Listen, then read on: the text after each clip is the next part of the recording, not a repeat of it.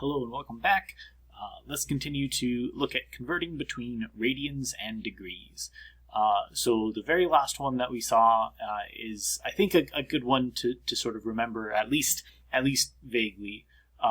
1 radian, which is the particular angle where, if we draw a circle, the length of the radius is exactly equal to the arc length of the circle that's formed there. So this is the special place where we define as 1 radian, and that's about 60 degrees, a little bit less than 60 degrees. And the conversion factor that we use, pi radians is equal to 180 degrees. So we put the radians on the bottom to cancel out. So what happens if we want to convert degrees to radians? So for instance, here we have a 300 degree angle. What is this in radians? Well, if I take 300 degrees and I want to multiply by a fraction that will have degrees on the bottom and radians on the top. And why do I want degrees on the bottom? So that the degrees will cancel, and what I'm left with is in radians. So 180 degrees is equal to pi radians. So if I take pi radians divided by 180 degrees, these guys cancel, and this this fraction is just equal to 1. So I'm not multiplying by anything. So let's simplify this. Well, the degrees will cancel. What I'll be left with is just going to be in radians.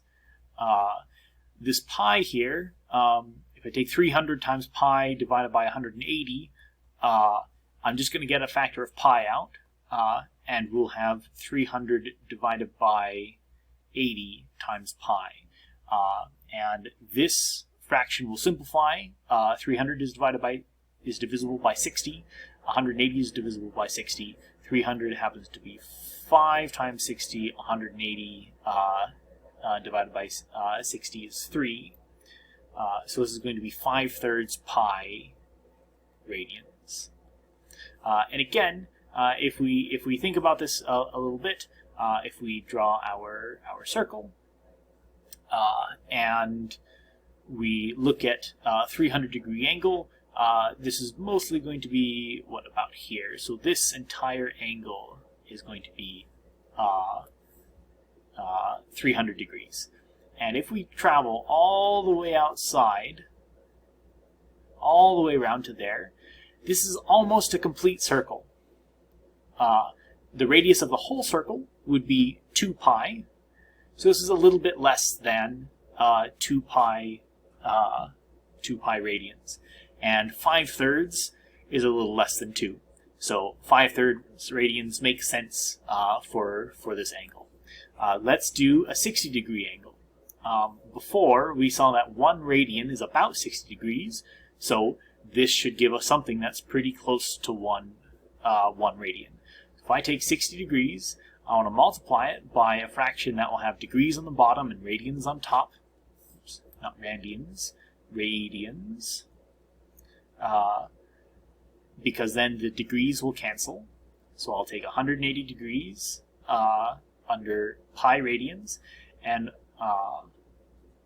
what you'll notice is that 60 divisible by 60, 180 is divisible by 60. So when I write 60 over 180 times pi radians, if I simplify this, this is 1/3. So this is going to be 1/3 of pi radians.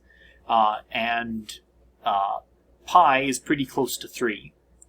So something that's close to 3 divided by 3, that's close to 1. Let's see exactly how much it is. If I take pi and I divide it by 3 radians, I get something that's very close to 1. If I go out to the thousandths place, is going to be 1.047. 1.047. And in fact, this is just approximate. So I'll use squiggly equals here.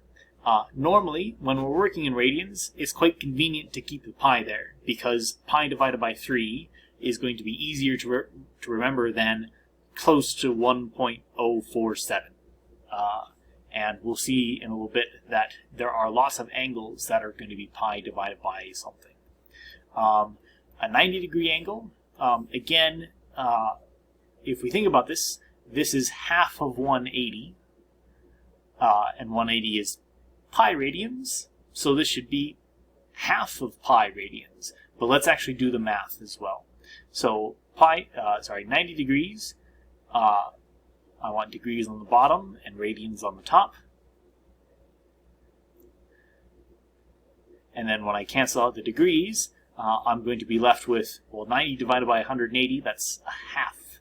So 1/2 times pi radians, and everything simplifies. So that's really nice. Let's do one final one. Let's look at 1 degree. So if I take 1 degree and I divide by 180 degrees, multiply by pi radians. Again, pi divided by 180, this is just going to be 1, since both the top and the bottom are equal. So if I take 1 degree times all this, well, 1 times anything is just itself. Oops, I don't mean times. This is just going to be equal to pi over 180 radians. Again, this is not a calculation that I can do in my head, so let's see what this number is about. So this is going to be pi divided by 180, going to be equal to 0.017 if we round to the nearest thousandths. This one's going to be about 0.017 radians. And this makes sense. 1 radian is about 60 degrees, so a radian is bigger than degrees. So if I take 1 degree, that's already pretty small, and that's going to be really small in terms of radians. So we've seen how to convert between degrees and radians. You just have to multiply and divide by the right thing. You want to cancel out either the degrees to be left with radians, or when we were looking at before, we want to cancel out the radians to be left with degrees. So the very last thing I want to do is look at a big circle and look at some fairly prominent angles in there. So if I could draw in a straight line, that'll do. So let's make a big circle.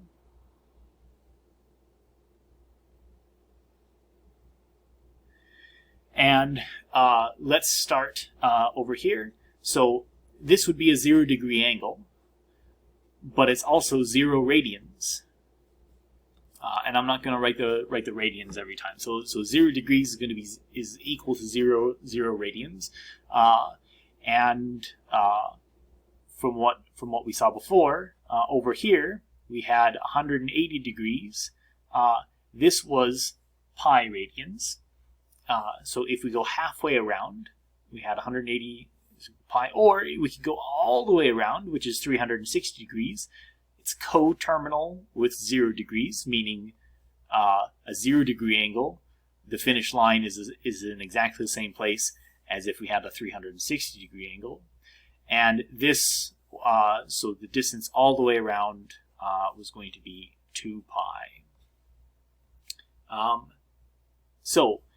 What are some other angles in between? Well, we could stop at the halfway point. So halfway between 180 and 0 is going to be a 90 degree angle. So this right angle right there. And halfway between pi and 0, well, that's pi divided by 2. We could also look at half of that, which we had a little bit ago.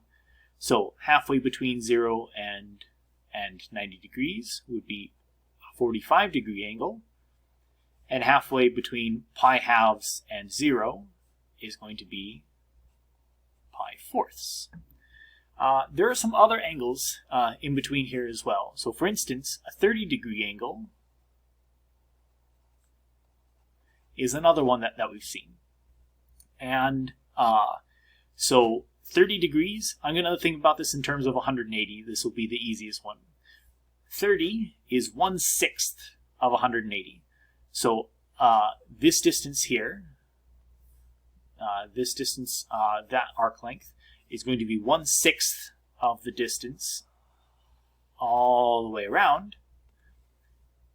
So this is going to be pi divided by 6. Since this is pi, and this is 1/6 of that, this is going to be pi divided by 6 radians.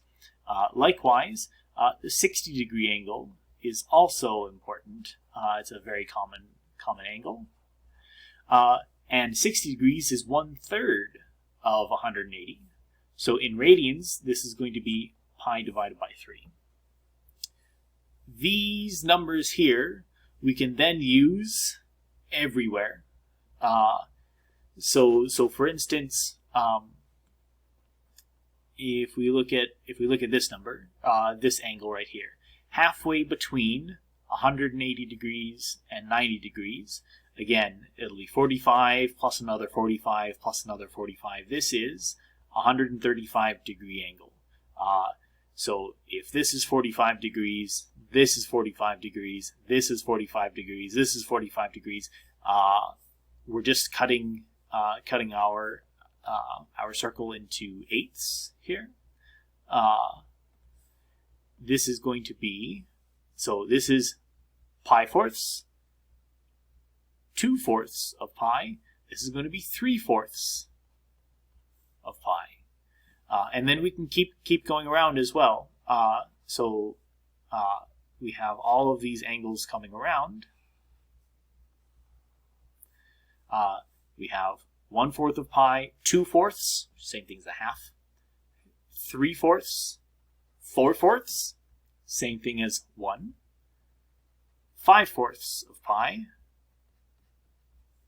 6/4 of pi, well, 6/4 is the same thing as 3/2, 7/4, and 8/4, but 8/4 is the same thing as 2. So we can see that this is pretty easy to keep track of, whereas in degrees, okay, 45 degrees, twice 45 degrees, 3 times 45 degrees, 4 times 45 degrees, 5 times 45 degrees, 6 times 45 degrees, 7 times 45 degrees, and I'm already having some trouble in here, and then 8 times. And we can do the same thing for 60 and 30. We could add lots of angles in here, but I think you'll begin to see some of the usefulness of radians, thinking about things in terms of pi sixths or pi fourths. These fractions are maybe a little bit easier to deal with than remembering some of these numbers. Radians also have other uses, some of which we'll see, and generally speaking, in trigonometry, whenever you plug a number into a trig function, we're usually going to think about things in terms of radians. So henceforth, I'll try to be careful and emphasize when I'm speaking in degrees or when I'm speaking in radians. But generally speaking, if I don't say anything, you should probably think I'm thinking in radians.